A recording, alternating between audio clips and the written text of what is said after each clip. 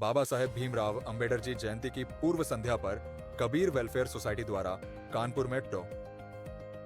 अंबेडकर व्यक्तित्व और कृतित्व पर संगोष्ठी का आयोजन किया गया। संगोष्ठी में मुख्य अतिथि के रूप में LM मौर्य, उपनिदेशक, पिछड़ा वर्ग आयोग, उत्तर प्रदेश, उपस्थित रहे। कार्यक्रम की अध्यक्षता RK सिंह यादव, वरिष्ठ अधिवक्ता ने की। संगोष्ठी में Dhaniram Panther, advocate Karim Siddiqui, advocate Buddh Singh Sajid sir, advocate Ramkumar Prajapati, advocate Jagannath Yadav, Anil Yadav, advocate Shrikant Pal, Satyendra Pal, जिला पंचायत सदस्य, राजेश बादल, अनिल यादव, राहुल कनौजिया, सुशील गौतम, प्रादीप वाल्मीकि सहित सैकड़ों लोग उपस्थिति हुए और डॉ. अंबेडकर के व्यक्तित्व और कृतित्व पर चर्चा की। जितेंद्र कमल के द्वारा डॉ. भीमराव अंबेडकर की व्यक्तित्व और कृतित्व पर चर्चा करते हुए बाबा साहेब की 22 प्रतिज्ञाओं को अपने जीवन में उतारने की बात कही गई। मुख्य अतिथि LM मौर्य ने कहा कि बाबा साहेब के द्वारा दिया गया शिक्षा का अधिकार एक क्रांतिकारी परिवर्तन है। अब वक्त है कि हमारे समाज को सिर्फ शिक्षित नहीं होना है, उच्च शिक्षा भी प्राप्त करनी है। इसलिए वंचित समाज का कोई भी व्यक्ति उच्च शिक्षा से वंचित ना हो सके, इसके लिए हम सबको कार्य करने होंगे। एडवोकेट RK सिंह यादव ने बताया कि बाबा साहेब ने जो अधिकार दिए उनके वे बहुजन समाज पर आरण है, इसको कभी उतारा नहीं जा सकता है। बाबा साहेब सिर्फ दलितों के नेता नहीं है, पूरे बहुजन समाज के आदर्श हैं। कार्यक्रम के अंत में कार्यक्रम आयोजक एडवोकेट विनोद पाल ने सभी को मोमेंटो देकर सम्मानित किया। होनी चाहिए, हमको इसको कतई माफ करने की जरूरत नहीं।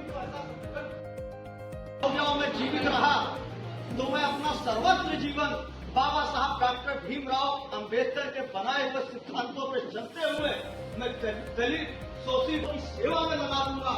उन्होंने ये कहा था कि मैं जो मैं गलत लड़ाई लड़ता हूँ, असली लड़ाई जो देश आजाद होगा, निश्चित होगा, ये गोरे मेरे चले जाएंगे। भगत सिंह के विचार थे, तब उन्होंने कहा था कि मैं बाबा साहब के बनाए हुए सिद्धांतों में आगे चलने का प्रयास करते निवेदन करूंगा। हम भैया जो चाहते हैं कि कहीं बोलेगा खाली मटिया जरा नहीं जाऊँ। इसको हम भारत देश, इंडिया, दैट इज भारत बोलते हैं। इस देश को चलाने की व्यवस्था के लिए जो संविधान लिखा वो डॉक्टर भीमराव अंबेडकर ने लिखा, और उस संविधान के तहत इस देश में जिनको पानी पीने का अधिकार नहीं था, जानवर बिल्ली पी सकते थे चावदार तालाब, आंदोलन बाबा साहब ने चलाया। लिखना पढ़ना मना था, जुर्म था साहब, पढ़ नहीं सकते, लिख नहीं सकते, वो अधिकार दिया। तो आज राष्ट्रपति, मुख्यमंत्री, कमिश्नर, हजारों बैंकों में ये, लेकिन बहुत उसमें से कृतज्ञ समाज बाबा साहब को भूल गया। मैं हजारों IAS के घर ले जा सकता हूँ आपको, सैकड़ों डॉक्टर्स के घर ले जा सकता हूँ, उनके देवी देवता तो मिलेंगे। और जो नारी वो चाहे किसी समाज की हो, सवर्ण समाज की भी हो, उनको भी अगर मुक्त किया तो बाबा साहब ने किया है। हिंदू कानून कोड बिल बनाते समय उन्होंने पूरे समाज का ध्यान रखा, ना कि SC ST OBC का लिए।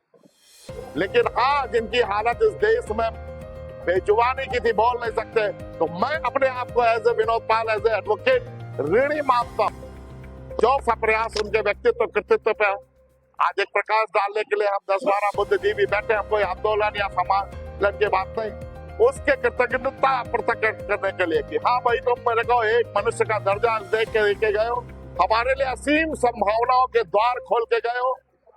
हम प्रधानमंत्री बन सकते हैं इस देश में, हम इस देश में प्रोफेसर बन सकते हैं। हाँ, आज कुछ सरकारें हैं जो उसको रोकने का प्रयास कर रही हैं। संविधान को बाबा साहब ने संविधान में बोला बात में कि कितना अच्छा भी संविधान में लिखता है, इससे भी बेटर, हालांकि मैंने बहुत देशों का रिसर्च करके सर्वश्रेष्ठ लिखा है, लेकिन इसके संचालन करने वालों के मन में अगर खोट होगा तो ये सबसे बुरा संविधान साबित होगा।